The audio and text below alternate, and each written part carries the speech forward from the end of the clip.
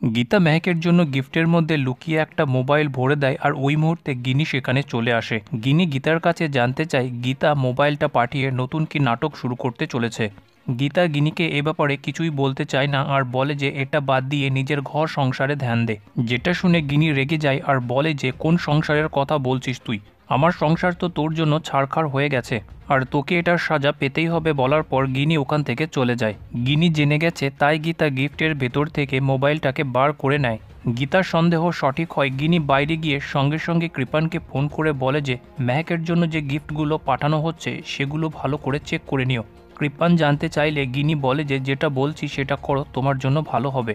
গীতা লুকিয়ে গিনির সব কথাগুলো শুনে ফেলে। গীতা বলতে থাকে যে দিদি তুই চালাক হলেও আমি হচ্ছি গীতা এলএলবি, তুই যতই চেষ্টা কর আমি আমার শ্বশুর মশাইকে বাঁচিয়ে ছাড়ব। এই মোবাইল ওই বাড়িতে যাবেই যে করে হোক। অন্যদিকে ব্যানার্জি বাড়িতে শুরু হয় মেহেকের ন্যাকামি।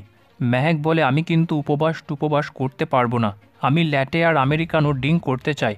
কিরণকান্তি আর তার স্ত্রী অবাক হয়ে যায় যে আমেরিকা দেশকে আবার কি করে ড্রিঙ্ক করা যায়। মেহেক বলে কৃপান তুমি কাদের সাথে বাস করো, এরা তো কিছুই জানে না, এদের সাথে আমি থাকতে পারবো না। মেহেক অগ্নিজিৎকে ফোন করে তার সাথে সাথ দিয়ে নাটক করতে বলে। তারপর ফোনটা কিরণকান্তিকে দিয়ে বলে যে কাকু বাবার সাথে কথা বলো। কাকু শুনে কিরণকান্তি আবার রেগে যায়। যেটা শুনে মেহেক বলে যে কৃপু আমি এই বাজে লোকটার সাথে থাকতে পারবো না। অগ্নিজিৎ বলে আমার মেয়ে ল্যাটালেটি কী সব খেতে চাইছে ওকে দিয়ে দিন।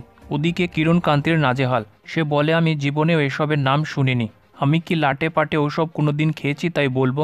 গীতা ফোনটা নিয়ে মেহেককে বলে যে তুমি নাটকটা চালিয়ে যাও, ভাত কাপড়ের টাইমে মাথা ঘোরা নাটক করে পড়ে যাবে।